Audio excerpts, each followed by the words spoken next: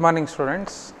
Today I will discuss this chapter motion in a plane, which is the fourth chapter in your first PUC syllabus.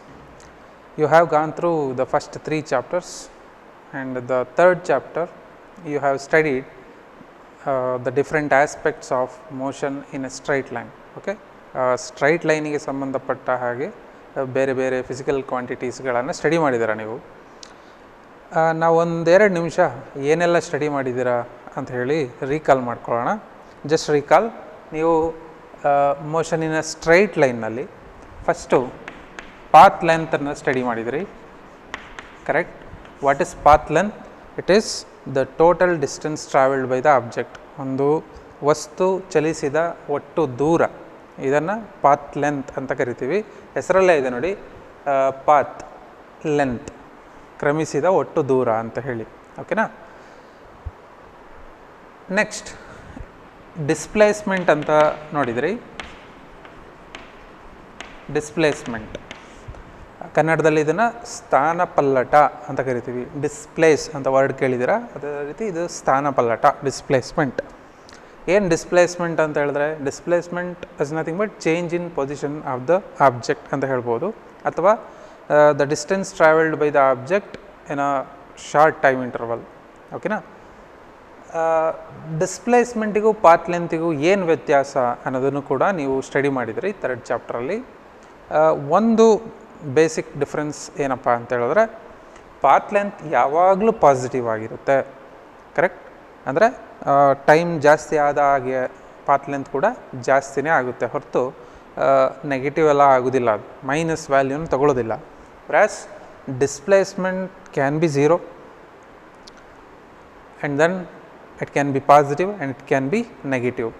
One dimensional ಮೋಷನಲ್ಲಿ ನಾವು displacement formula ಹೀಗೆ ಬರೆದಿದ್ವಿ, delta x is equal to x f minus x i, correct? Final position minus initial position ಅಂತ ಬರೆದಿದ್ರಿ. So final position equal to initial position ಆದಾಗ displacement zero ಆಗುತ್ತೆ. Final position initial position ಹೆಚ್ಚಿದ್ದಾಗ displacement positive ಆಗುತ್ತೆ. Final position initial position ಕಡಿಮೆ ಇದ್ದಾಗ displacement negative ಆಗುತ್ತೆ, correct ಅಲ್ಲ? ಓಕೆ. ಅದೇ ರೀತಿ ಆ್ಯಾವ್ರೇಜ್ ಸ್ಪೀಡನ್ನು ನೋಡಿದರೆ, what is average speed? It is path length divided by time taken. Path length divided by time taken is average speed. There are unit path length unit meter, time taken is second, so meter per second. And then average velocity nodidri. What is average velocity? Which is displacement delta x divided by time taken delta t, correct ಅಲ್ಲ? ಈಗ path length ಯಾವಾಗಲೂ positive ಇರುತ್ತೆ, ಹಾಗಾಗಿ average speed ಕೂಡ ಯಾವಾಗಲೂ positive, ಅದು negative ವ್ಯಾಲ್ಯೂನ ತಗೊಳ್ಳೋದಿಲ್ಲ. But displacement ನಾನು ಆಗಲೇ ಹೇಳಿದಾಗೆ ಇದು ಪಾಸಿಟಿವ್ ಆಗಿರ್ಬೋದು, ನೆಗೆಟಿವ್ ಆಗಿರ್ಬೋದು, ಝೀರೋ ಆಗಿರ್ಬೋದು. ಹಾಗಾಗಿ ಆ್ಯಾವ್ರೇಜ್ ವೆಲಾಸಿಟಿ ಕೂಡ ಪಾಸಿಟಿವ್, ನೆಗೆಟಿವ್, ಝೀರೋ ಆಗಿರ್ಬೋದು, ಕರೆಕ್ಟ್? ಆ್ಯಂಡ್ ಅಗೇನ್ ಇಲ್ಲೂ ಸೇಮ್ ಡಿಫ್ರೆನ್ಸ್, ಇಲ್ಲಿ ನಾನೇನು ಹೇಳಿದೆ ಅದೇ ಡಿಫ್ರೆನ್ಸ್ ಇಲ್ಲೂ ಇದೆ, ಕರೆಕ್ಟ್? ಅದರ ನೆಕ್ಸ್ಟು ಇನ್ಸ್ಟಂಟೇನಿಯಸ್ ವೆಲಾಸಿಟಿ ಅಂತ ಓದಿದ್ರಿ, ರೈಟ್? ಇನ್ಸ್ಟಂಟೇನಿಯಸ್ ವೆಲಾಸಿಟಿ, ಅಥವಾ ಅದನ್ನು ಸಿಂಪ್ಲಿ ವೆಲಾಸಿಟಿ ಅಂತಲೂ ಕರಿಬೋದು. What is velocity? Which is limit of average velocity as time interval tends to zero. ಇದನ್ನು ಹೀಗೆ ಬರ್ತಿದ್ರಿ, d x by d t ಅಂತೇಳಿ, ಕರೆಕ್ಟಾ? Velocity equal to d x by d t. ಅಂದರೆ ಆವ್ರೇಜ್ ವೆಲಾಸಿಟಿ ಏನು ಹೇಳುತ್ತೆ ಅಂತ ಹೇಳಿದ್ರೆ, ನೀವು ಫಾರ್ ಎಕ್ಸಾಂಪಲ್ 1 ಸೆಕೆಂಡ್, ನಿಮ್ಮ ವಾಚಲ್ಲಿ 1 ಸೆಕೆಂಡ್ ಆಗುತ್ತೆ, ಡಿಸ್ಟೆನ್ಸ್ ಎಷ್ಟು ಟ್ರಾವೆಲ್ ಮಾಡಿದೆ ಅಂತ ನೋಡಿಕೊಂಡು ಡಿಸ್ಟೆನ್ಸ್ ಬೈ ಟೈಮ್ ಮಾಡಿದರೆ ಆವ್ರೇಜ್ ವೆಲಾಸಿಟಿ ಸಿಗುತ್ತೆ. ಅದೇ ನೀವು ಟೈಮನ್ನು 0.00001 ಸೆಕೆಂಡ್ ಇಟ್ಕೊಂಡಿದ್ದೀರಿ ಅಂತ ಅಂದ್ಕೊಳ್ಳಿ, ಅದು ನಿಮ್ಮ ವಾಚಲ್ಲೂ ಮೆಜರ್ ಮಾಡೋಕ್ಕೆ ಬರಲ್ಲ, ನಿಮಗೆ ಗೊತ್ತೇ ಆಗಲ್ಲ, ಅಷ್ಟು ಶಾರ್ಟ್ ಟೈಮ್ ಇಂಟರ್ವಲ್. ಅಷ್ಟು ಶಾರ್ಟ್ ಟೈಮ್ ಇಂಟರ್ವಲ್ನಲ್ಲಿ ಎಷ್ಟು ಡಿಸ್ಟೆನ್ಸ್ ಟ್ರಾವೆಲ್ ಮಾಡಿದೆ ಅಂತ ಕ್ಯಾಲ್ಕುಲೇಟ್ ಮಾಡೋದನ್ನು ನಾವು ವೆಲಾಸಿಟಿ ಅಂತ ಹೇಳ್ತೀವಿ. ಅದಕ್ಕೆ ನೋಡಿ, ಅದನ್ನು ಇನ್ಸ್ಟಂಟೇನಿಯಸ್ ವೆಲಾಸಿಟಿ, ಆ ಕ್ಷಣದ ವೇಗ ಅಂತೇಳಿ, ಓಕೆನಾ? ಅದೇ ರೀತಿ acceleration, average acceleration which is equal to change in velocity divided by time taken. Average velocity is change in velocity divided by time taken. ಅದೇ ರೀತಿ acceleration equal to limit of average acceleration as time interval tends to 0. ಅದನ್ನು ಹೀಗೆ ಬರೆದಿದ್ವಿ dv by dt ಅಂತ. ಕರೆಕ್ಟಾ? ಇಷ್ಟೆಲ್ಲ physical ಕ್ವಾಂಟಿಟಿಗಳನ್ನು ನೀವು third ಚಾಪ್ಟ್ರಲ್ಲಿ study ಮಾಡಿದಿರಿ. ಅದೇ ರೀತಿ ಒಂದು ಆಬ್ಜೆಕ್ಟನ್ನು ಹೇಗೆ ಮೇಲೆ ಥ್ರೋ ಮಾಡಿದ್ರೆ ಅದು ಮೇಲೆ ಹೋಗ್ಲಿಕ್ಕೆ ಎಷ್ಟು ಟೈಮ್ ತೊಗೊಳುತ್ತೆ, ಕೆಳಗಡೆ ಬರಲಿಕ್ಕೆ ಎಷ್ಟು ಟೈಮ್ ತೊಗೊಳುತ್ತೆ, ಇಂಥದ್ದನ್ನೆಲ್ಲ ಸ್ಟಡಿ ಮಾಡಿದಿರಿ ಥರ್ಡ್ ಚಾಪ್ಟ್ರಲ್ಲಿ. ಒಂದು ವಿಷಯನ ನೀವು ಅಲ್ಲಿ ಕರೆಕ್ಟಾಗಿ ಅಬ್ಸರ್ವ್ ಮಾಡಿದರೆ ಮೋಷನ್ ಇನ್ ಎ ಸ್ಟ್ರೈಟ್ ಲೈನಲ್ಲಿ ಫಸ್ಟ್ ಪಾಯಿಂಟ್ ನೀವೇನು ಅಂದ್ಕೊಳ್ಬೇಕು ಅಂದರೆ, ನೀವು ನೇಚರಲ್ಲಿ ಎಲ್ಲ ಚಲನೆಗಳನ್ನು ನೋಡಿರ್ತೀರ, right? You have observed motion of different objects in nature. ಎಲ್ಲದು ಕೂಡ ಸ್ಟ್ರೈಟ್ ಲೈನ್ನಲ್ಲೇ ಮೂವ್ ಆಗುತ್ತೆ ಅಂತ ಹೇಳಕ್ಕೆ ಬರೋಲ್ಲ, ಕರೆಕ್ಟ್? ಅಂದರೆ motion in a straight line ಅನ್ನೋದಕ್ಕೆ ಎಕ್ಸಾಂಪಲ್ಸ್ಗಳು ತುಂಬ ಕಡಿಮೆ. ಒಂದು ಆಬ್ಜೆಕ್ಟನ್ನು ಥ್ರೋ ಮಾಡಿದರೆ ಅದು ಹೋಗಿ ಕೆಳಗಡೆ ಬರುತ್ತೆ, ಅದು ಮೋಷನ್ ಇನ್ ಎ ಸ್ಟ್ರೈಟ್ ಲೈನಿಗೆ. ಒಬ್ಬ ಕಾರ್ನ ಅವನ ಇಂಟೆನ್ಷನಿಂದ ಸ್ಟ್ರೈಟ್ ಲೈನಲ್ಲೇ ಹೋಗ್ತಾ ಇದ್ದರೆ ಅದು motion in a straight line, right? ಇದೆಲ್ಲ ಎಕ್ಸಾಂಪಲ್ಗಳು ಕಡಿಮೆ ಮೋಷನ್ ಇನ್ ಎ ಸ್ಟ್ರೈಟ್ ಲೈನಿಗೆ. ಒಂದು. ಎರಡನೇದು, ನಾನು ಆಗಲೇ ಹೇಳಿದೆ, ಆ್ಯಾವ್ರೇಜ್ ವೆಲಾಸಿಟಿ ಆಗಿರ್ಬೋದು, ಡಿಸ್ಪ್ಲೇಸ್ಮೆಂಟ್ ಆಗಿರ್ಬೋದು, ಮತ್ತು ಇದು ಯಾವುದೇ ಕ್ವಾಂಟಿಟೀಸ್ಗಳಾಗಿರ್ಬೋದು, ಇವುಗಳಿಗೆ ಎರಡು ವ್ಯಾಲ್ಯೂಗಳಿದೆ. ಒಂದು ಪಾಸಿಟಿವ್ ಆಗಿರ್ಬೋದು ಅಥವಾ ನೆಗೆಟಿವ್ ಆಗಿರ್ಬೋದು, ಕರೆಕ್ಟಾ?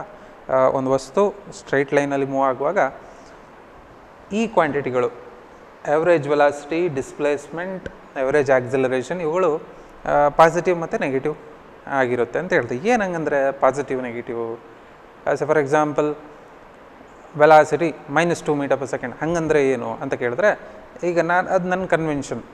ನಾನು ಈಚೆ ಹೋದರೆ ವೆಲಾಸಿಟಿ ಪಾಸಿಟಿವ್ ಅಂತ ಅಂದ್ಕೊಳ್ತೀನಿ, ಈಚೆ ಹೋದರೆ ವೆಲಾಸಿಟಿ ನೆಗೆಟಿವ್ ಅಂತ ಅಂದ್ಕೊಳ್ತೀನಿ, ಓಕೆನಾ? ಸೊ ನಾನು ಈಚೆ ಮೂವ್ ಆಗ್ತಿದ್ರೆ ಅದು ನನ್ನ ಕನ್ವೆನ್ಷನ್ ಪ್ರಕಾರ ಓಕೆ, ನಾನು ಇಷ್ಟು ಸ್ಪೀಡಲ್ಲಿ ಅಥವಾ ಇಷ್ಟು ವೆಲಾಸಿಟಿಯಲ್ಲಿ ಈಚೆ ಹೋಗ್ತಾ ಇದ್ದೀನಿ ಅಂತ, ಓಕೆನಾ? ಅದೇ ಅಪೋಸಿಟ್ ಹೋದರೆ ರೈಟ್, ಇಷ್ಟು ವೆಲಾಸಿಟಿಯಲ್ಲಿ ನಾನು ಈ ಡೈರೆಕ್ಷನಲ್ಲಿ ಹೋಗ್ತಾ ಇದ್ದೀನಿ ಅಂತೇಳಿ, ಕರೆಕ್ಟಾ? ಪ್ಲಸ್ ಮೈನಸ್ಸಿಗೆ ಮ್ಯಾಥಮೆಟಿಕ್ಸಲ್ಲಿ ಬರುವ ಪ್ಲಸ್ ಮೈನಸ್ ಇಲ್ಲಿ ನಮಗೆ ಯಾವುದನ್ನು ರೆಫರ್ ಮಾಡುತ್ತೆ? ಡೈರೆಕ್ಷನನ್ನು ಹೇಳುತ್ತೆ. ಪ್ಲಸ್ ಮತ್ತು ಮೈನಸ್ ಡೈರೆಕ್ಷನನ್ನು ಹೇಳುತ್ತೆ. ಅದೇ ರೀತಿ ಒಂದು ಆಬ್ಜೆಕ್ಟನ್ನು ಮೇಲೆ ಥ್ರೋ ಮಾಡ್ತೀರಾ, ಅದು ಮೇಲೆ ಹೋಗುವಾಗ ವೆಲಾಸಿಟಿ ಪಾಸಿಟಿವ್ ಅಂತ ಅಂದ್ಕೊಳ್ತೀವಿ, ಕೆಳಗಡೆ ಬರುವಾಗ ವೆಲಾಸಿಟಿ ನೆಗೆಟಿವ್ ಅಂತ ಅಂದ್ಕೊಳ್ತೀವಿ. ಯಾಕೆ? ಮೇಲೆ ಹೋಗುವಾಗ ನೆಗೆಟಿವ್, ಕೆಳಗಡೆ ಬರುವಾಗ ಪಾಸಿಟಿವ್ ಅಂದ್ಕೊಳ್ಬೋದಲ್ಲ? ಅಫ್ಕೋರ್ಸ್ ಅದು ನಿಮ್ಮ ವಿಶ್ಗೆ ಬಿಟ್ಟದ್ದು, right? So therefore, what plus and minus indicates in motion? Plus and minus indicates the direction of motion of an object. ಗೊತ್ತಾಯ್ತಾ? ಅದು ಯಾವ ದಿಕ್ಕಿನಲ್ಲಿ ಚಲಿಸುತ್ತಿದೆ ಅಂತ ಹೇಳುತ್ತೆ, ಪ್ಲಸ್ ಮತ್ತು ಮೈನಸ್. ಫೈನ್. ಈಗ ನಾವು ಈ ಚಾಪ್ಟ್ರಲ್ಲಿ ಹೊಸದಾಗಿ ಏನೂ ಕಲಿಯೋದಿಲ್ಲ. Motion in a plane fourth ಚಾಪ್ಟ್ರಲ್ಲಿ ಹೊಸದಾಗಿ ಏನನ್ನೂ ಕಲಿಯೋದಿಲ್ಲ. ಥರ್ಡ್ ಚಾಪ್ಟ್ರಲ್ಲಿ ನೀವೇನು ಸ್ಟಡಿ ಮಾಡಿದ್ದೀರಾ, ಅದೇ ಡಿಸ್ಪ್ಲೇಸ್ಮೆಂಟ್, ಅದೇ ವೆಲಾಸಿಟಿ, ಅದೇ ಆಕ್ಸಿಲರೇಷನ್, ಇವುಗಳನ್ನೇ ಸ್ಟಡಿ ಮಾಡೋದು. ಆದರೆ ಇಲ್ಲಿ ನಾವು ಸ್ಟಡಿ ಮಾಡ್ತಿರೋದು ಮೋಷನಿನ ಪ್ಲೇನ್. ಪ್ಲೇನ್ನಲ್ಲಿ ಮೂವ್ ಆಗುವಾಗ, ಪ್ಲೇನ್ ಅಂದರೆ ಏರೋಪ್ಲೇನ್ ಅಂತಲ್ಲ, 2 ಡೈಮೆನ್ಷನ್ನಲ್ಲಿ ಮೂವ್ ಆಗುವಾಗ ಒಂದು ಆಬ್ಜೆಕ್ಟು ಈ ಫಿಸಿಕಲ್ ಕ್ವಾಂಟಿಟಿಗಳು ಯಾವ ರೂಪವನ್ನು ಪಡ್ಕೊಳ್ತಾವೆ ಅಂತೇಳಿ, ಓಕೆನಾ? ಸರಿ, ಈಗ ಫಸ್ಟ್ ಆಫ್ ಆಲ್ ನಾವು ಇದನ್ನು ಡಿಸ್ಕಸ್ ಮಾಡೋಣ. ಮೋಷನ್ ಇನ್ ಅ ಪ್ಲೇನ್ ಏನು ಹಂಗಂದರೆ ಅದಕ್ಕೊಂದಷ್ಟು ಎಕ್ಸಾಂಪಲ್ಗಳನ್ನು ನೋಡೋಣ. ಸೊ ಫಾರ್ ಎಕ್ಸಾಂಪಲ್, ನೀವು ಈ ಬೋರ್ಡ್ ತೊಗೊಂಡ್ರೆ, ಈ ಬೋರ್ಡ್ 2 ಡೈಮೆನ್ಷನಲ್. ಯಾಕೆ? ಇದು ಅಗಲ ಇದೆ, ಎತ್ತರ ಇದೆ, 2 ಡೈಮೆನ್ಷನ್. ಸೊ ಈ ಬೋರ್ಡ್ ಮೇಲೆ ಒಂದು ಇರುವೆ ಹೋಗ್ತಾ ಇದ್ದರೆ, ಆಗ ಆ ಇರುವೆಯ ಮೋಷನನ್ನು ನೀವು ಹೇಳೋದಾದರೆ ಅದು ಮೋಷನಿನ ಪ್ಲೇನ್. ಯಾಕೆ?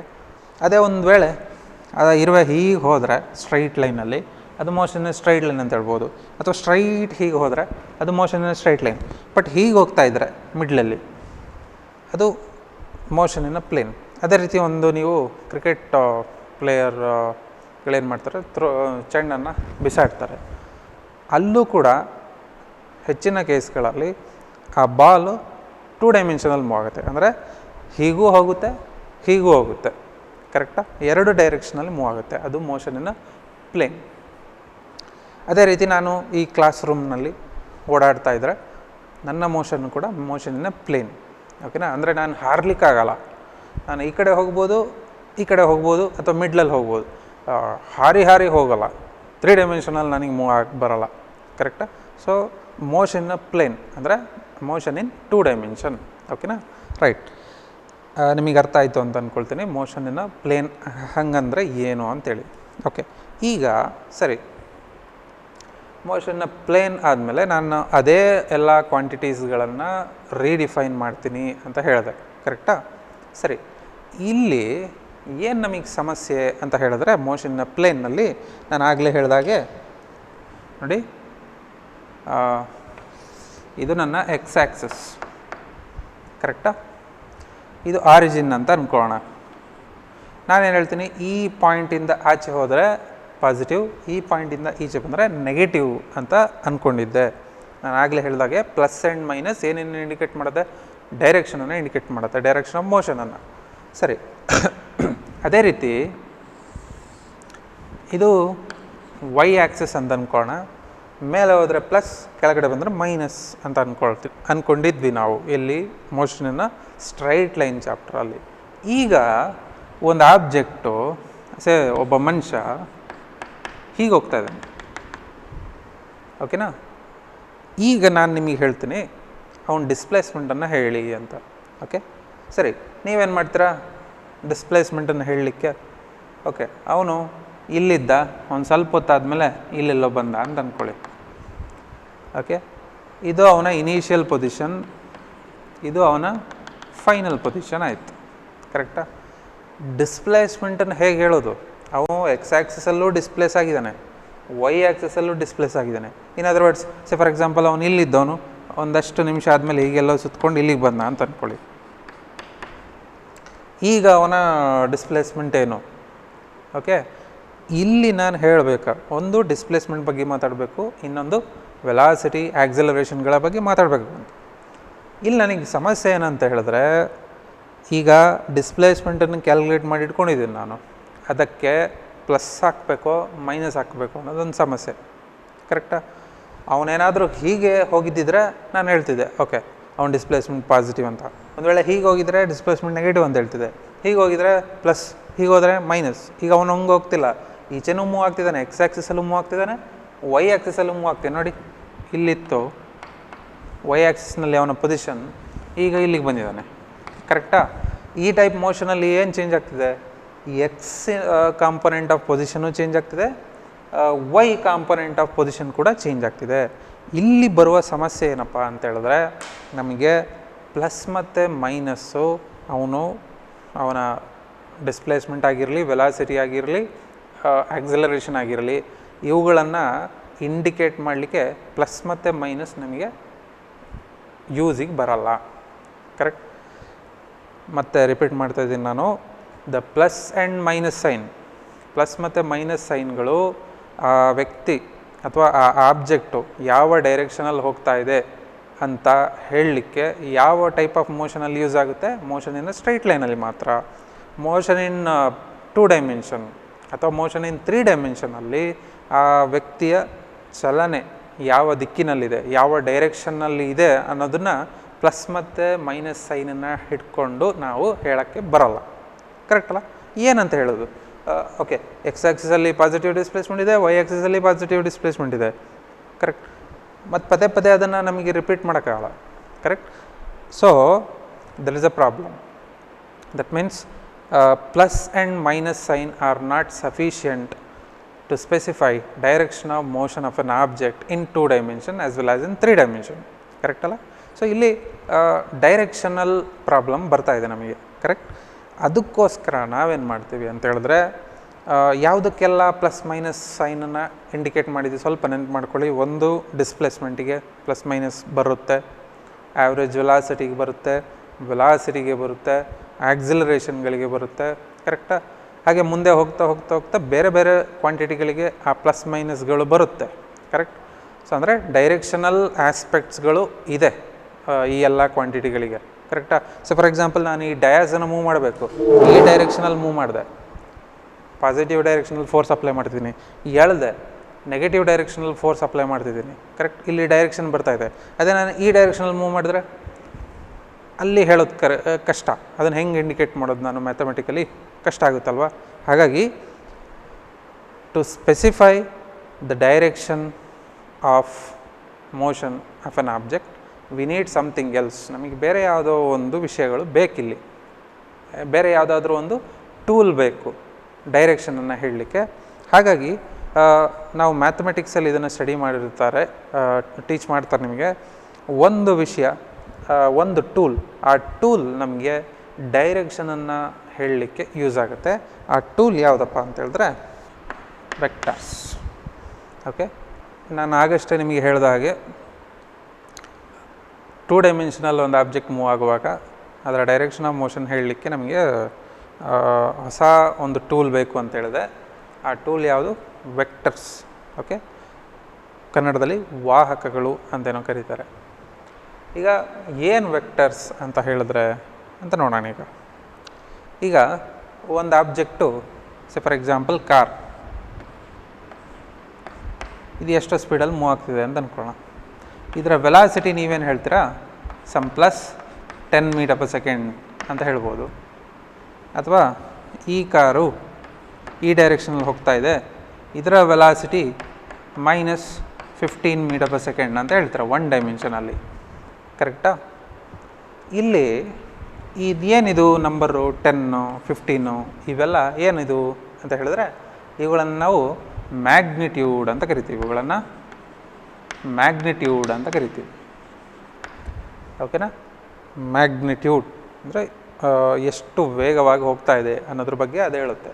ಅಂದರೆ ನೀವು ಬೈಕ್ನಲ್ಲಿ ಹೋಗುವಾಗ ಅದು ತೋರಿಸೋದಲ್ಲ ನಿಮಗೆ ಎಷ್ಟು 20, 30, 40 ಕಿಲೋಮೀಟರ್ ಪರ್ ಅವರ್ ಅಂತ ಸ್ಪೀಡು.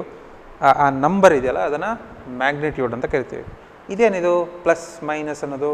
ಪ್ಲಸ್ ಅಂತ ಹೇಳಿದ್ರೆ ನಮ್ಮ ಕನ್ವೆನ್ಷನ್ ಪ್ರಕಾರ ಆ ಕಾರ್ ಈಚೆ ಮೂವ್ ಆಗ್ತಾ ಇದೆ, ಮೈನಸ್ ಅನ್ನೋದು ಈಚೆ ಮೂವ್ ಆಗ್ತಿದೆ ಅಂತೇಳಿ, ಕರೆಕ್ಟ್ ಅಲ್ಲ?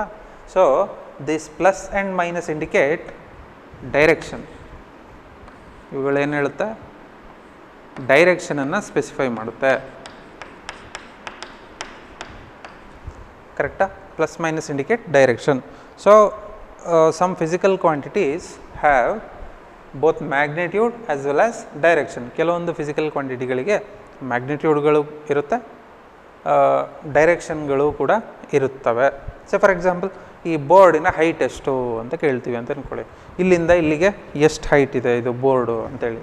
ಇದು 1 ಮೀಟರ್ ಬೋರ್ಡ್ ಅಂತ ಹೇಳೋದಾದರೆ ನಾನು ಹೇಳ್ತೀನಿ height of the board is equal to 1 metre. ನಾನಿಲ್ಲಿ +1 ಮೀಟರ್ -1 ಮೀಟರ್ ಅಂತ ಹೇಳಲ್ಲ, ಕರೆಕ್ಟ್? ಫಾರ್ ಎಕ್ಸಾಂಪಲ್ ಟೈಮ್ ಎಷ್ಟು ಈಗ ಅಂತ, ಟೈಮ್ ಎಷ್ಟು ಅಂತ ಹೇಳಿದ್ರೆ 9:45 +9:45 -9:45 ಅಂತ ಹೇಳಲ್ಲ ನಾನು, correct? So time is some second, some 10 second etcetera. Okay, so ಇಲ್ಲೂ ಪ್ಲಸ್ ಮೈನಸ್ ಬರೆಯಲ್ಲ. ಇನ್ನು ಯಾವುದಕ್ಕೆಲ್ಲ ನಾವು ಹಾಗೆ ಪ್ಲಸ್ ಮೈನಸ್ ಬರೆಯಲ್ಲ? For example temperature, correct? Temperature ಅಥವಾ ಸ್ಪೀಡ್, ಪಾತ್ ಲೆಂತ್, ಇವುಗಳಿಗೆಲ್ಲ ನಾವು ಪ್ಲಸ್ ಮೈನಸ್ ಬರೆಯಲ್ಲ, ಸ್ಪೀಡು ಪಾತ್ ಲೆಂತ್ಗಳಿಗೆಲ್ಲ, ಕರೆಕ್ಟ್ ಅಲ್ಲ? ಸೊ ನಮ್ಮ ಹತ್ರ ಫಾರ್ ಎಕ್ಸಾಂಪಲ್ ಮಾಸ್ ತೊಗೊಳ್ಳಿ, ನೀವೆಷ್ಟು ವೆಯ್ಟ್ ಇದೆ, ನಿಮ್ಮ ತೂಕ ಎಷ್ಟು ಅಂತ, ಅಲ್ಲಿ ಎಷ್ಟು ಕೆ ಜಿ, +10 kg -10 kg ಹೇಳಲ್ಲ ನೀವು, ಕರೆಕ್ಟ್? ಸೊ ನೀವು ಫಿಸಿಕ್ಸ್ನಲ್ಲಿ ಫಿಸಿಕಲ್ ಕ್ವಾಂಟಿಟಿಗಳನ್ನು ನೋಡ್ತಾ ಬಂದರೆ ಕೆಲವೊಂದು ಫಿಸಿಕಲ್ ಕ್ವಾಂಟಿಟಿಗಳಿಗೆ ಏನಿರುತ್ತೆ? ಮ್ಯಾಗ್ನಿಟ್ಯೂಡ್ ಮತ್ತು ಡೈರೆಕ್ಷನ್ಗಳಿರುತ್ತೆ.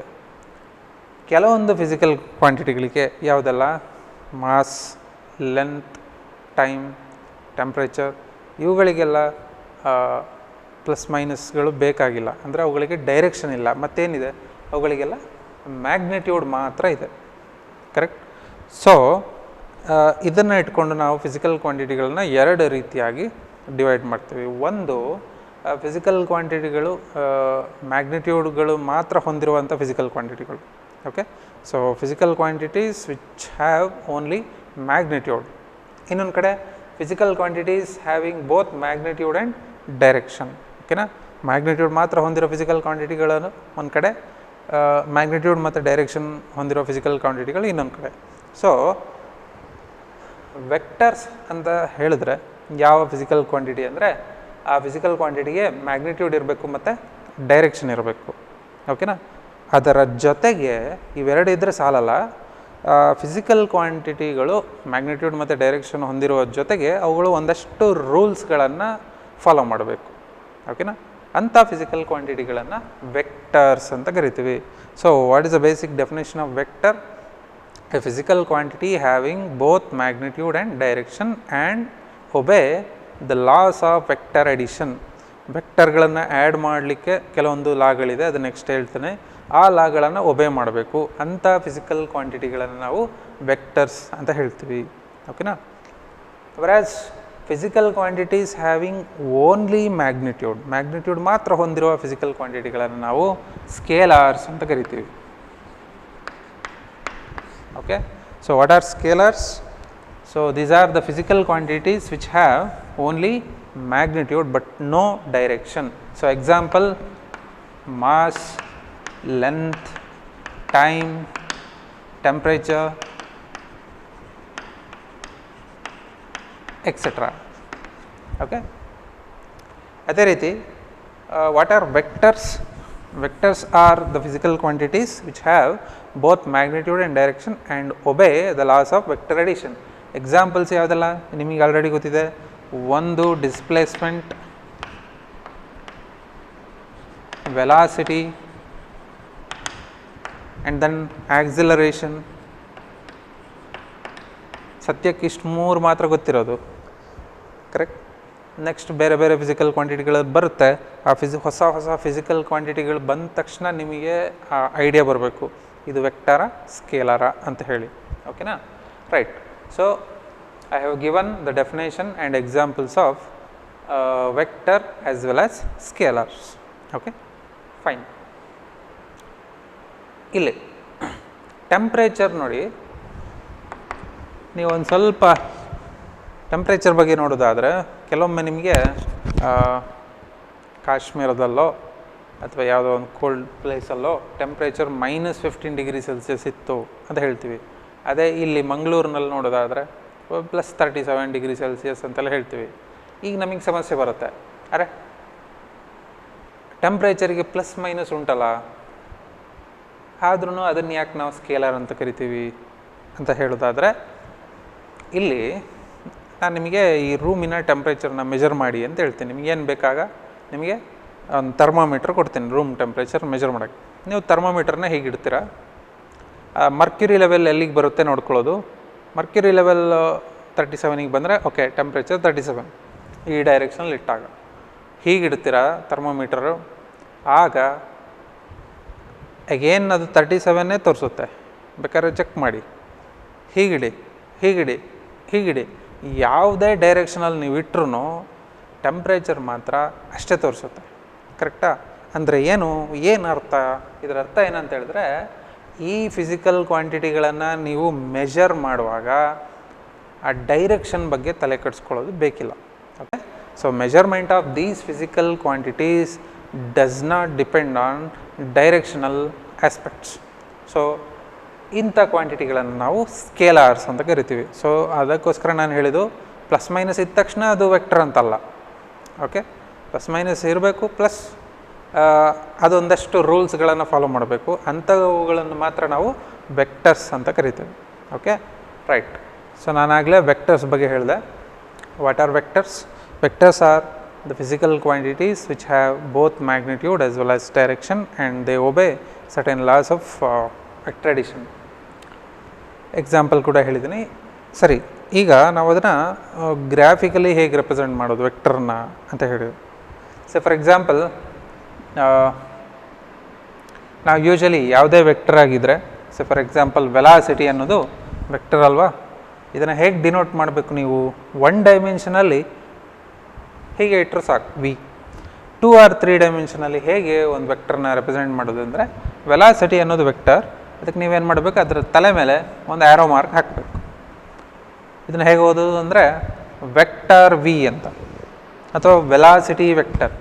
ಅದೇ ಆಕ್ಸಿಲರೇಷನ್ ಆದರೆ ಹೀಗೆ ಎ ವೆಕ್ಟರ್ ಅಂತ ಓದಬೇಕು. ಇದನ್ನು ಎ ವೆಕ್ಟರ್ ಅಥವಾ ಆಕ್ಸಿಲರೇಷನ್ ವೆಕ್ಟರ್.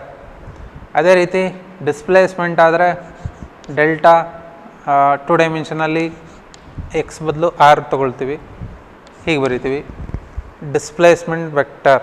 ಓದುವಾಗ ನೀವು ಡೆಲ್ಟಾ ಆರ್ ವೆಕ್ಟರ್, ಅದೇ force f vector. Okay, force vector. ಓಕೆನಾ? ಸೊ ವೆಕ್ಟರ್ನ ನಾವು ಯೂಶಲಿ ಒಂದು ಸಿಂಬಲ್ನ ಮೇಲೆ ಒಂದು ಆ್ಯರೋ ಮಾರ್ಕ್ ಹಾಕೋದ್ರಿಂದ ಡಿನೋಟ್ ಮಾಡ್ತೀವಿ ವೆಕ್ಟರ್ಗಳನ್ನು. ಈಗ ಹೀಗೆ ಬರೆದೆ ನಾನು, ಇದೊಂದು ವೆಕ್ಟರ್, ಇದು ಕೂಡ ಒಂದು ವೆಕ್ಟರ್, ಇದೊಂದು ವೆಕ್ಟರ್, ಹೀಗೆ ಬರೆದಿದ್ದೇನೆ. ಇದು ವೆಕ್ಟರ್ ಎ, ಇದು ವೆಕ್ಟರ್ ಬಿ, ಇದು ವೆಕ್ಟರ್ ಸಿ. ಏನು ವ್ಯತ್ಯಾಸ ಅಂತ ನೀವು ಕೇಳೋದಾದರೆ, ನಾ ವೆಕ್ಟರ್ಗೆ ಮ್ಯಾಗ್ನಿಟ್ಯೂಡ್ ಮತ್ತು ಡೈರೆಕ್ಷನ್ ಎರಡೂ ಇದೆ ಅಂತ ಹೇಳ್ತಿದ್ದೀನಿ. ಸೊ ಈ ವೆಕ್ಟರ್ ನೋಡಿ, ಇದರ ಲೆಂತ್ ಇಷ್ಟಿದೆ, ಇಷ್ಟುದ್ದ ಇದೆ. ಇದೇನು ಡಿನೋಟ್ ಮಾಡುತ್ತೆ ಅಂತ ಹೇಳಿದ್ರೆ ಈ ವೆಕ್ಟರ್ನ ಮ್ಯಾಗ್ನಿಟ್ಯೂಡ್.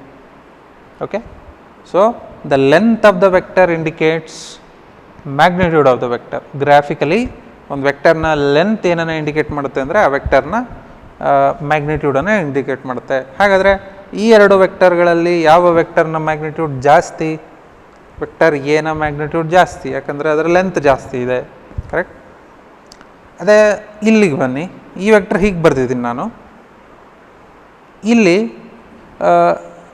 ಇದರ ಮ್ಯಾಗ್ನಿಟ್ಯೂಡ್ ಮತ್ತು ಇದರ ಮ್ಯಾಗ್ನಿಟ್ಯೂಡಿಗೆ ಕಂಪೇರ್ ಮಾಡಿದ್ರೆ ಆಬ್ವಿಯಸ್ಲಿ ಇದರ ಮ್ಯಾಗ್ನಿಟ್ಯೂಡ್ ಕಡಿಮೆ ಇದೆ. ಬಟ್ ಹೀಗೆ ಬರ್ತಿದ್ದೀನಿ ಅಂದರೆ ಅರ್ಥ ಇಷ್ಟೇ, ಈ ವೆಕ್ಟರ್ನ ಡೈರೆಕ್ಷನ್ ಇದು ಅಂತೇಳಿ ಅರ್ಥ. ಓಕೆನಾ? ರೈಟ್. ನಾವು ಮ್ಯಾಗ್ನಿಟ್ಯೂಡನ್ನು ಬರೆಯೋದು ಹೇಗೆ? ಒಂದು ವೆಕ್ಟರ್ ಹೀಗೆ ಬರೆದ್ವಿ, ಅದರ ಮ್ಯಾಗ್ನಿಟ್ಯೂಡ್ ಹೇಗೆ ಬರೆಯೋದು ಅಂತ ಹೇಳಿದ್ರೆ, usually magnitude of a vector is denoted by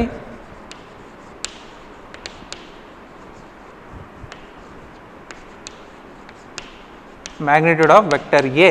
ಇದನ್ನು ಹೇಗೆ ಬರೆಯೋದು ಅಂತ ಹೇಳಿದ್ರೆ, ನೀವು ಐದರ್ ಜಸ್ಟ್ ಎ ಬರೀರಿ, ಆ್ಯರೋ ಮಾರ್ಕ್ ಹಾಕದೆ ಜಸ್ಟ್ ಎ ಬರೀರಿ, ಆರ್ ಹೀಗೆ ಬರಿಬೋದು. ನೀವು ಹೀಗೆ ಕೂಡ ಬರಿಬೋದು. ಈ ಎರಡು ಲೈನ್ ಆಚೆ ಈಚೆ ಹಾಕಿ ಮಧ್ಯದಲ್ಲಿ ಆ ವೆಕ್ಟರ್ ಹಾಕಿದ್ರೂ ಅದನ್ನು ನೀವು ಮ್ಯಾಗ್ನಿಟ್ಯೂಡ್ ಆಫ್ ವೆಕ್ಟರ್ ಎ ಅಂತ ಹೇಳ್ಬೋದು. ಓಕೆನಾ? ನಿಮ್ಮ NCERT ಟೆಕ್ಸ್ಟ್ ಬುಕ್ಗಳಲ್ಲಿ ಬೋಲ್ಡ್ ಲೆಟರ್ಸ್ ಇದ್ದರೆ ಅವೆಲ್ಲ ವೆಕ್ಟರ್ಸೇ. ಮ್ಯಾಗ್ನಿಟ್ಯೂಡಿಗೆ ಅವರಿಗೆ ಬೋಲ್ಡ್ ಕೊಟ್ಟಿರಲ್ಲ. ಓಕೆ, ಸೊ ಬೋಲ್ಡ್ ಇತ್ತು ಅಂತ ಹೇಳಿದ್ರೆ ಅದೆಲ್ಲ ವೆಕ್ಟರ್ಸ್ ಅಂತೇಳಿ ಅವ್ರು ಆ್ಯರೋ ಮಾರ್ಕ್ ಹಾಕಿರಲ್ಲ NCERTಯಲ್ಲಿ. ಓಕೆನಾ? So magnitude of vector is denoted by like this. Okay, so and again graphically length of the vector indicates magnitude of the vector. Okay na? Right. ಈಗ ನಾವು ವೆಕ್ಟರ್ಸ್ಗಳ ಬಗ್ಗೆ ಹೇಳಿದೆ. ಈಗ ವೆಕ್ಟರ್ಸಲ್ಲಿ ಒಂದಷ್ಟು ಟೈಪ್ಸ್ ಇದೆ, ಅವುಗಳನ್ನು ಸ್ಟಡಿ ಮಾಡೋಣ. ಯಾವುದೆಲ್ಲ ಟೈಪ್ಸ್ ಇದೆ ಅಂತೇಳಿ. First one unit vector. Unit vector ನಿಮಗೆ ಹೆಸರಲ್ಲೇ ಗೊತ್ತಾಗ್ತಿದೆ. ಯೂನಿಟ್ ಅಂದರೆ ಒನ್ ಯೂನಿಟ್ ಹಾಗೆ. So what is unit vector ಅಂತ ಹೇಳಿದ್ರೆ, a vector having magnitude equal to 1 or unit magnitude. ಓಕೆನಾ? ಸೊ ಒಂದು ವೆಕ್ಟರ್ನ ಮ್ಯಾಗ್ನಿಟ್ಯೂಡ್ 1 ಯೂನಿಟ್ ಇದ್ದರೆ ಅದನ್ನು ನಾವು ಯೂನಿಟ್ ವೆಕ್ಟರ್ ಅಂತ ಕರಿತೀವಿ. Okay, so what is if vector a is a unit vector, then what is its magnitude? Its magnitude is equal to 1 unit. Okay, so what is unit vector? Unit vector is a vector having unit magnitude or magnitude equal to 1. ಸರಿ, ಇಂಥ ವೆಕ್ಟರ್ಗಳು magnitude 1 ಇರೋ vector ಇಟ್ಕೊಂಡು ನಾವೇನು ಮಾಡೋಣ ಅಂತ ಕೇಳೋದಾದರೆ, ಈ ವೆಕ್ಟರ್ಗಳನ್ನು ನಾವು ಯೂಶಲಿ ಡೈರೆಕ್ಷನನ್ನು ಹೇಳಲಿಕ್ಕೆ ಯೂಸ್ ಮಾಡ್ತೀವಿ. ಓಕೆ, ಫರ್ದರ್ ಈ ಯೂನಿಟ್ ವೆಕ್ಟರ್ಗಳನ್ನು ನಾವು ವೆಕ್ಟರ್ ಬದ ಅದ್ರ ಮೇಲೆ ಆ್ಯರೋ ಮಾರ್ಕ್ ಹಾಕಲ್ಲ. ಯೂನಿಟ್ ವೆಕ್ಟರ್ ಇಲ್ಲಿ ಎ ಅನ್ನೋದು ಯೂನಿಟ್ ವೆಕ್ಟರ್ ಅಲ್ವಾ, ಅದನ್ನು ಹೇಗೆ ಬರಿತೀವಿ ಅಂದರೆ ಎ ಬರೆದು ಅದರ ಮೇಲೆ ಆ್ಯರೋ ಮಾರ್ಕ್ ಹಾಕೋ ಬದಲು ಹೀಗೆ ಒಂದು ಕ್ಯಾಪ್ ಹಾಕ್ತೀವಿ. Okay, so unit vectors R denoted by cap. ಒಂದು ಹ್ಯಾಟ್ ಹಾಕಿದ್ರೆ ಅದನ್ನು ಯೂನಿಟ್ ವೆಕ್ಟರ್ ಅಂತ ಹೇಳ್ತೀವಿ. Okay, so therefore this is you should read this one as a cap ಅಂತ ಓದಬೇಕು. Why unit vectors are used? Unit vectors are used to indicate direction. Okay, so ನಮಗೆ coordinate Axis ಗೊತ್ತಿದೆ, x, y and z. ಈ z Axis ನೋಡಿ ಇಲ್ಲೆಲ್ಲೋ ಹೋಗ್ತಾ ಇದೆ ಅಂತಲ್ಲ, ಇದು ನಿಮ್ಮ ಕಡೆ ಬರ್ತಾ ಇದೆ ಅಂತ ಅರ್ಥ. So x y z. Okay, ಈಗ ಯೂನಿಟ್ ವೆಕ್ಟರ್ಗಳನ್ನು ಹೇಗೆ ಇಂಡಿಕೇಟ್ ಮಾಡೋದು, x axis y axis z ಆ್ಯಕ್ಸಿಸಲ್ಲಿ ಅಂತ ಹೇಳಿದ್ರೆ, ಇಲ್ಲಿ 1 ಯೂನಿಟ್ ತೊಗೊಳ್ಬೇಕು ನೀವು. 1 ಇಲ್ಲಿಂದ ಇಲ್ಲಿಗೆ ಲೆಂತ್ 1. ನಾನು ಆಗಲೇ ಹೇಳಿದೆ length of the vector indicates magnitude ಅಂತ. ಯೂನಿಟ್ ವೆಕ್ಟರ್ಗೆ ಮ್ಯಾಗ್ನಿಟ್ಯೂಡ್ 1 ಇದೆ, ಹಾಗಾಗಿ ನಾನು ಅಷ್ಟೇ ಉದ್ದ ಬಿಡಿಸಿದ್ದೀನಿ. ಸೊ ಈ ಡೈರೆಕ್ಷನಲ್ಲಿರೋ ಯೂನಿಟ್ ವೆಕ್ಟರ್ನ ಹೇಗೆ ಬರೆಯೋದು, ಒಂದು ಕ್ಯಾಪ್ ಹಾಕ್ಬೇಕಲ್ಲ, ಹೇಗೆ ಹಾಕ್ತೀನಿ ನೋಡಿ. ಈಗ ಇದನ್ನು ಐ ಕ್ಯಾಪ್ ಅಂತ ಬಿಡ್ತೀನಿ, right. Unit vector along x axis is denoted by i cap. Similarly y ಆಕ್ಸಿಸಲ್ಲಿ 1 ಯೂನಿಟ್ ತೊಗೊಳ್ತೀನಿ. ಇಲ್ಲೊಂದು ವೆಕ್ಟರ್ ಡ್ರಾ ಮಾಡೋಣ. ಈ ವೆಕ್ಟರನ್ನ ಜೆ ಕ್ಯಾಪ್ ಅಂತ ಬರಿತೀನಿ, ಜೆ ಕ್ಯಾಪ್. ಓಕೆ, ಅದೇ ರೀತಿ ಝೆಡ್ ಆಕ್ಸಿಸಲ್ಲಿ 1 ಯೂನಿಟ್ ತೊಗೊಳ್ತೀನಿ. ಈ ಡೈರೆಕ್ಷನಲ್ಲಿರೋ ಯೂನಿಟ್ ವೆಕ್ಟರನ್ನು ಕೆ ಕ್ಯಾಪ್ ಅಂತ ಬರಿತೀನಿ. Okay, so what are i cap, j cap and k cap? I cap, j cap and k cap indicates unit vectors along x, y and z axis respectively. And what are the magnitude of these vectors? I cap, j cap and k cap equal to, ಇವುಗಳ magnitude ಎಷ್ಟು? 1 ಇರುತ್ತೆ, right. Okay, ಇದು ತುಂಬ important unit vectors. Next ಎಲ್ಲೇ i cap ಬರಲಿ ನೀವು ಟಕ್ಕಂತ think ಮಾಡೋಂಗಿರ್ಬೇಕು. ಓಕೆ, ಐ ಕ್ಯಾಪ್ ಅಂದರೆ ಪಾಸಿಟಿವ್ ಡೈರೆಕ್ಷನ್, ಜೆ ಕ್ಯಾಪ್ ಅಂದರೆ positive y direction, k cap ಅಂದರೆ ಪಾಸಿಟಿವ್ ಝೆಡ್ ಡೈರೆಕ್ಷನ್ ಅಂತ. ಮೈನಸ್ ಐ ಕ್ಯಾಪ್ ಏನು ಹೇಳುತ್ತೆ? ಇದು plus i cap positive x direction ಆದರೆ minus i cap negative x direction, minus j cap ಅಂದರೆ negative y direction ಅಂತೇಳಿ ಅರ್ಥ. ಗೊತ್ತಾಯ್ತಾ? ನೋಡಿ, ಇದು ಭಾಳ ಸುಲಭ ಆಯಿತು. ನೀವು ಪ್ಲಸ್ ಆ್ಯಂಡ್ ಮೈನಸ್ ಬದಲು ಇದೇ ಹೇಳ್ಬೋದು. ಈಗ ಐ ಕ್ಯಾಪ್, ಜೆ ಕ್ಯಾಪ್ಗಳಲ್ಲಿ ಡೈರೆಕ್ಷನ್ ಆಫ್ ಮೋಷನ್ಗಳನ್ನು ಹೇಳ್ಬೋದು. Just recall, I have explained unit vector. Now the second type of vectors is null vector.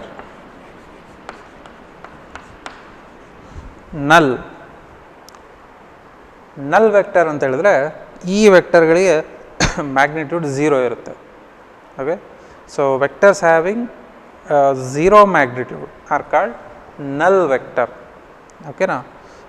ಎಲ್ಲಿ ಬರುತ್ತೆ ಈ ಥರ ನಲ್ ವೆಕ್ಟರು? ಮ್ಯಾಗ್ನಿಟ್ಯೂಡ್ 0 ಇರೋ ವೆಕ್ಟರ್ ಎಲ್ಲಿ ಬರುತ್ತೆ ಅಂತ ಹೇಳಿದ್ರೆ, ಸೊ ಫಾರ್ ಎಕ್ಸಾಂಪಲ್ ಡಿಸ್ಪ್ಲೇಸ್ಮೆಂಟ್ ಕೆಲವೊಮ್ಮೆ 0 ಆಗ್ಬೋದು, ಕೆಲವೊಂದು ಪಾಯಿಂಟಲ್ಲಿ ವೆಲಾಸಿಟಿ ಅಥವಾ ಆಕ್ಸಲರೇಷನ್ಗಳು 0 ಆಗ್ಬೋದು. ಓಕೆ, ಸೊ ಫಾರ್ ಎಕ್ಸಾಂಪಲ್ ನೀವು ಒಂದು ಆಬ್ಜೆಕ್ಟನ್ನು ಥ್ರೋ ಮಾಡ್ತೀರಾ, ಹೈಯೆಸ್ಟ್ ಪಾಯಿಂಟಿಗೆ ಹೋದಾಗ ಅದರ ವೆಲಾಸಿಟಿ 0. ಸೊ ನೀವು ನಲ್ vector, what is the velocity of the object at the highest point ಅಂತ ಹೇಳಿದ್ರೆ ಅದನ್ನು ನಲ್ ವೆಕ್ಟರ್ ಯೂಸ್ ಮಾಡಿ ಡಿಫೈನ್ ಮಾಡ್ಬೋದು. ಓಕೆ, ಸೊ ವಾಟ್ ಆರ್ ನಲ್ vector? It is a vector having 0 magnitude.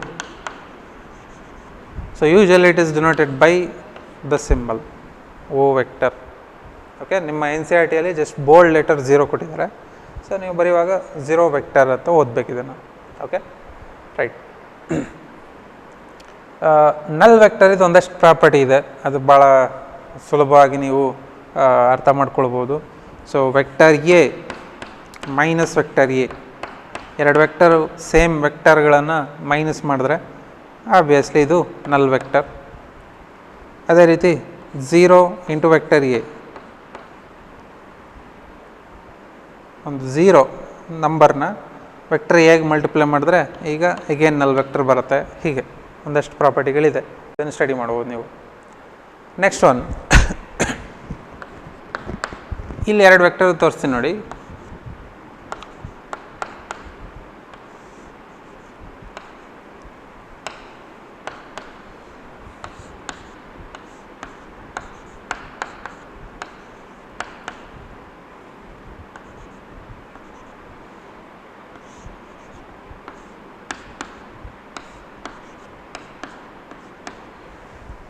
ಈ ಸೆಟ್ ಆಫ್ 3 ವೆಕ್ಟರ್ಸ್, 3 ವೆಕ್ಟರ್ ಸೆಟ್ಗಳನ್ನು ತೋರಿಸಿದ್ದೀನಿ ನಾನು. A B, A dash, be dash, C ಮತ್ತು ಡಿ ವೆಕ್ಟರ್. ಓಕೆ, ಏನು ಡಿಫ್ರೆನ್ಸ್ ಈ 3 ವೆಕ್ಟರ್ಗಳಲ್ಲಿ? ಇಲ್ಲಿ ನೋಡಿದ್ರೆ ನೀವು ವೆಕ್ಟರ್ ಎ ಮತ್ತು ವೆಕ್ಟರ್ ಬಿಗೆ ನೋಡಿ ಲೆಂತ್ ಸೇಮ್ ಇದೆ ಅಲ್ವಾ? ಅಂದರೆ ಈ 2 ವೆಕ್ಟರ್ಗಳಿಗೆ ಮ್ಯಾಗ್ನಿಟ್ಯೂಡು ಸೇಮ್ ಇದೆ. ಅದೇ ರೀತಿ ಇವೆರಡರ ಡೈರೆಕ್ಷನ್ ಕೂಡ ಸೇಮ್ ಇದೆ. ಎರಡು ಸೇಮ್ ಡೈರೆಕ್ಷನಲ್ಲೇ ಇದೆ, correct. So therefore these two vectors have same magnitude and same direction. ಅದೇ ರೀತಿ ಇಲ್ಲಿ ನೋಡಿದ್ರೆ ನೀವು ಈ ಎರಡು ವೆಕ್ಟರ್ಗಳಿಗೆ ಅಗೇನ್ ಮ್ಯಾಗ್ನಿಟ್ಯೂಡು ಸೇಮ್ ಇದೆ, ಡೈರೆಕ್ಷನ್ಗಳು ಕೂಡ ಸೇಮ್ ಇದೆ, correct. So therefore the vector A dash and be dash they also have same magnitude and direction.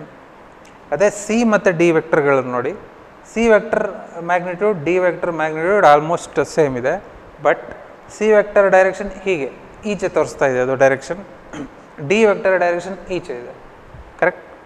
So ಈ ಎರಡು ವೆಕ್ಟರ್ಗಳು ಮ್ಯಾಗ್ನಿಟ್ಯೂಡ್ ಸೇಮ್ ಇದೆ, ಆದರೆ ಅವುಗಳ ಡೈರೆಕ್ಷನ್ ಸೇಮ್ ಇಲ್ಲ, correct. So therefore these two are vectors having same magnitude and direction. ಇಂಥ ವೆಕ್ಟರ್ಗಳು magnitude ಮತ್ತು direction same ಇರುವಂಥ ವೆಕ್ಟರ್ಗಳನ್ನು ನಾವು ಈಕ್ವಲ್ ವೆಕ್ಟರ್ಸ್ ಅಂತ ಕರಿತೀವಿ. So what are equal vectors? So vectors having same magnitude and direction are called equal vectors. So ಅದನ್ನು ಹೇಗೆ ಡಿನೋಟ್ ಮಾಡೋದು? ಇಲ್ಲಿ vector a is equal to vector b, ಸರಿನಾ? ನಿಮಗೆ ಲೆಫ್ಟ್ ಹ್ಯಾಂಡ್ ಸೈಡ್ ಒಂದು ವೆಕ್ಟರ್ ಇದೆ, ರೈಟ್ ಹ್ಯಾಂಡ್ ಸೈಡ್ ಒಂದು vector ಇದೆ ಅಂತ ಇನ್ ಫ್ಯೂಚರಲ್ಲೆಲ್ಲ ಅದು ಬಂದರೆ ನಿಮಗೆ ಟಕ್ಕಂತ ಈ ಐಡಿಯಾ ಬರಬೇಕು, ಅಂದರೆ ಆ ಎರಡು ವೆಕ್ಟರ್ಗಳ ಮ್ಯಾಗ್ನಿಟ್ಯೂಡ್ ಮತ್ತು ಡೈರೆಕ್ಷನ್ಗಳು ಸೇಮ್ ಇದೆ ಅಂತೇಳಿ, ಓಕೆನಾ? So these are the different types of vectors. ಒಂದು unit vector which is denoted by cap and they have unit magnitude. Null vector they have zero magnitude, and equal vectors they have same magnitude and direction. Here vector C is not equal to vector D. C vector is not equal to D vector. ಅಂದರೆ ಅವುಗಳ magnitude same ಇರ್ಬೋದು, but direction same ಇಲ್ಲ, ಓಕೆನಾ? So ನಾವು we will discuss one more concept, multiplication of vector by a scalar.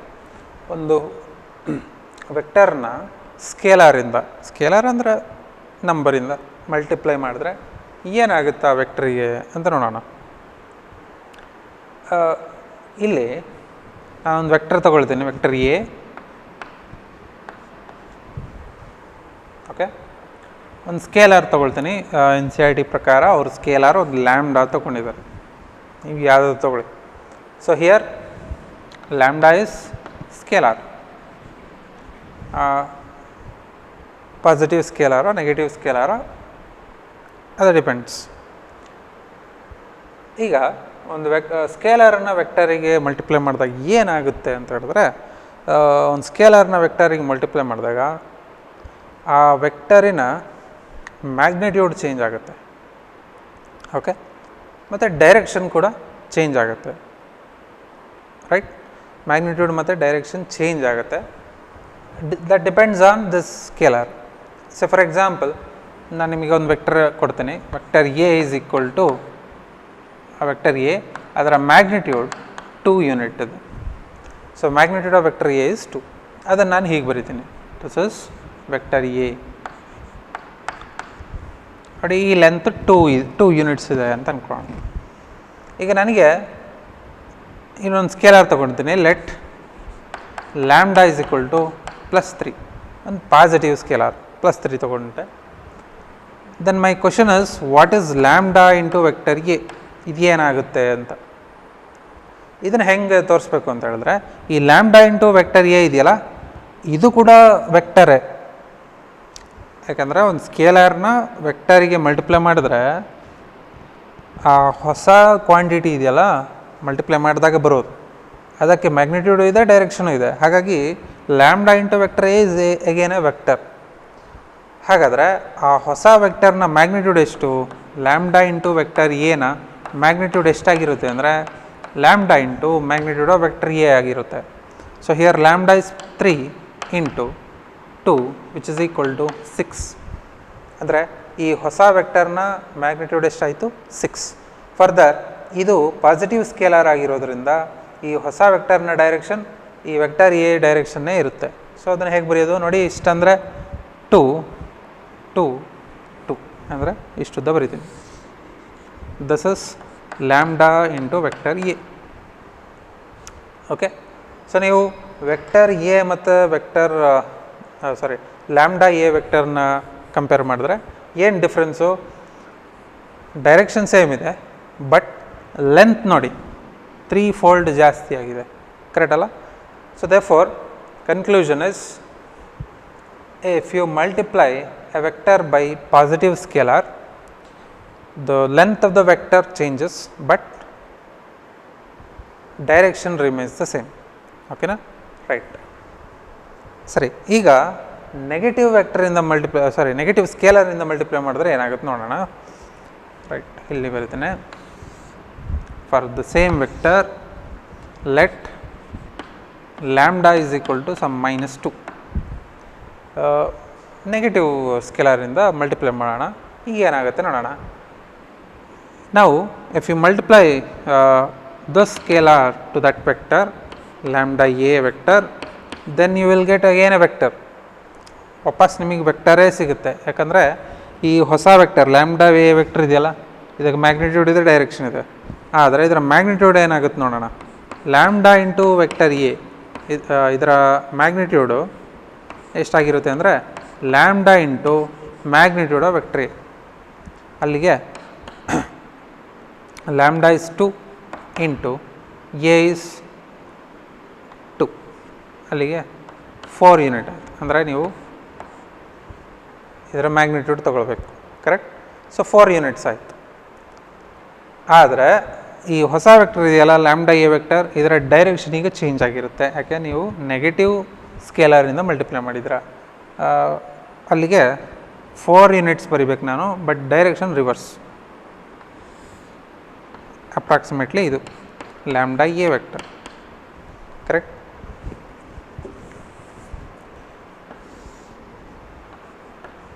Okay, so therefore if you multiply a negative scalar to a vector, then direction of the vector changes as well as its magnitude.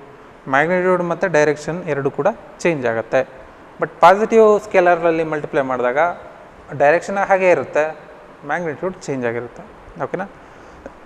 ಇಲ್ಲಿ ಯಾಕೆ ನಾನು -2 ಇದ್ದರೂ magnitude ತೊಗೊಂಡೆ ಅಂತ ಹೇಳಿದ್ರೆ, ವೆಕ್ಟರ್ನ magnitude ಲೆಂತನ್ನು indicate ಮಾಡೋದ್ರಿಂದ ಅದು ಯಾವಾಗಲೂ ಪಾಸಿಟಿವ್ ಆಗಿರಬೇಕು ಅಂತ. ಓಕೆನಾ? ರೈಟ್. ಈಗ ಇದರ ಸ್ಪೆಷಲ್ ಕೇಸ್ ತಗೊಳ್ಳೋಣ. Okay, suppose lambda is equal to -1.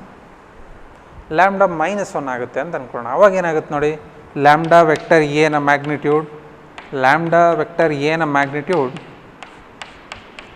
magnitude of lambda into magnitude of a, which is equal to 1 into 2, which is equal to 2.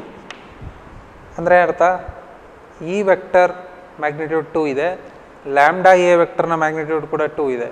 So ನೀವು ಒಂದು ವೆಕ್ಟರ್ಗೆ -1ಇಂದ ಮಲ್ಟಿಪ್ಲೈ ಮಾಡಿದ್ರೆ ನಿಮಗೆ ಆ ಹೊಸ ವೆಕ್ಟರ್ ಬರುತ್ತಲ್ಲ, ಅದರ ಮ್ಯಾಗ್ನಿಟ್ಯೂಡ್ ಅಷ್ಟೇ ಇರುತ್ತೆ.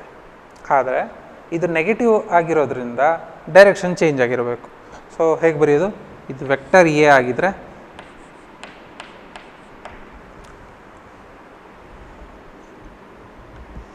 ಲ್ಯಾಂಬ್ಡಾ ಎ ಇಷ್ಟೇ, ಮ್ಯಾಗ್ನಿಟ್ಯೂಡ್ ಅಷ್ಟೇ, ಬಟ್ ಡೈರೆಕ್ಷನ್ ಚೇಂಜ್. ಇದು ಲ್ಯಾಂಬ್ಡಾ ಎ ಅಲ್ಲ, ನಾನು ಲ್ಯಾಂಬ್ಡಾ -1 ಸಬ್ಸ್ಟಿಟ್ಯೂಟ್ ಮಾಡ್ತೀನಿ, ಅಲ್ಲಿಗೆ ಇದು ಮೈನಸ್ ವೆಕ್ಟರ್ ಎ. ಕರೆಕ್ಟಾ? ಸೊ ನೀವೇ ಅರ್ಥ ಮಾಡ್ಕೋಬೇಕು. ಒಂದು ವೆಕ್ಟರ್ ಇದೆ, ಆ ವೆಕ್ಟರ್ನ ತಿರುಗಿಸಿ ಬರೆದ್ರೆ ಅದು -a ವೆಕ್ಟರ್ ಆಗುತ್ತೆ. Okay, so for instance, if this is vector c, then what this indicates? This is -c, correct? But ಒಂದು ವೇಳೆ ಇದು vector d, what is this vector ಅಂತ ಹೇಳಿದ್ರೆ ಡೈರೆಕ್ಷನ್ ಉಲ್ಟಾ ಆಗಿದೆಯಲ್ಲ, -d ಅಂತ ಬರೆಯೋಕ್ಕೆ ಬರಲ್ಲ, ಯಾಕೆ? ಮ್ಯಾಗ್ನಿಟ್ಯೂಡ್ ಚೇಂಜ್ ಆಗಿಬಿಟ್ಟಿದೆ. Okay, this is not -d vector. Suppose if this has the same length, then you can say this one is -d vector. Okay na? Right. So what happens when a vector is multiplied by a scalar? ಒಂದು ಸ್ಕೇಲಾರನ್ನು vector ಜೊತೆ multiply ಮಾಡಿದಾಗ, positive ಸ್ಕೇಲಾರಿಂದ multiply ಮಾಡಿದಾಗ direction same ಇರುತ್ತೆ, magnitude change ಆಗುತ್ತೆ. Negative scalar ಇಂದ multiply ಮಾಡಿದಾಗ ಮ್ಯಾಗ್ನಿಟ್ಯೂಡ್ ಮತ್ತು ಡೈರೆಕ್ಷನ್ ಎರಡೂ ಚೇಂಜ್ ಆಗುತ್ತೆ. How to write negative of a vector. Vector a ಇದ್ದರೆ ಅದರ ನೆಗೆಟಿವ್ ಬರೀರಿ ಅಂತ ಹೇಳಿದ್ರೆ ಜಸ್ಟ್ ಅದರ ಡೈರೆಕ್ಷನ್ ಚೇಂಜ್ ಮಾಡಿ, ಮ್ಯಾಗ್ನಿಟ್ಯೂಡನ್ನು ಚೇಂಜ್ ಮಾಡೋಕ್ಕೆ ಹೋಗಬೇಡಿ. Okay, so these are all important concept. ಇದನ್ನು ನೆನ್ಪಿಟ್ಕೊಳ್ಳಿ, ಮುಂದೆ ಯೂಸ್ ಆಗುತ್ತೆ ಇದು. ಓಕೆ.